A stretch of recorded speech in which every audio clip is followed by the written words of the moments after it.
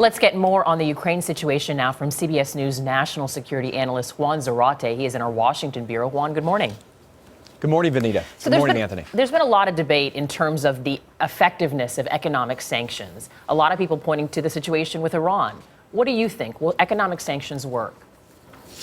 Well, sanctions and financial pressure, if applied in a maximalist way, in an aggressive way, can certainly hurt and bite the Russian economy. Part of this would be to not only isolate Russian officials and companies involved in the intervention in the Ukraine, but starting to look at Russian activity that's tied to money laundering, corruption, ties to organized crime. And so there are ways of hurting the Russian economy that actually would cost the economy both in the short and long term. But the challenge here, as we heard from Foreign Minister Lavrov from the Russians, is that those effects could boomerang, and in particular with Europe, which relies on Russian oil and gas and trade. Juan, the Crimeans have decided to stage a referendum on March 16th, as we've heard. If that referendum passes, I mean, does that give the Russians cover here to go ahead with this? I think so, and that's why you see this sort of debate over the legitimacy of the actions that the Russians are taking.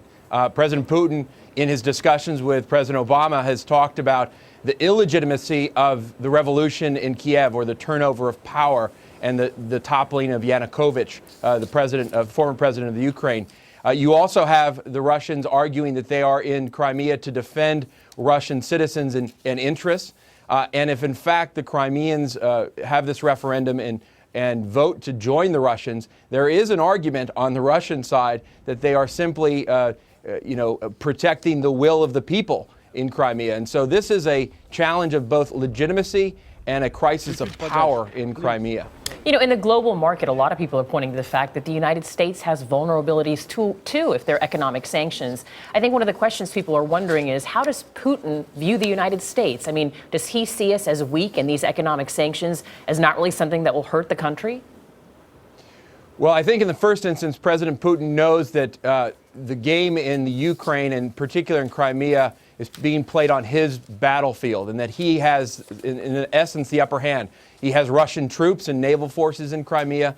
He knows that the U.S. and NATO are not willing to use military force, and so he's playing with a full hand here. And so the question is, can we impose enough cost to change his calculus or those around him?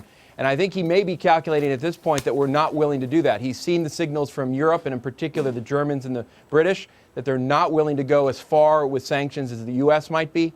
And so the Russians are playing a very good hand here. And if the Crimeans vote to join the Russians, President Putin may have another argument on his side. All right, Juan Zarate in our Washington bureau. Thanks, Juan.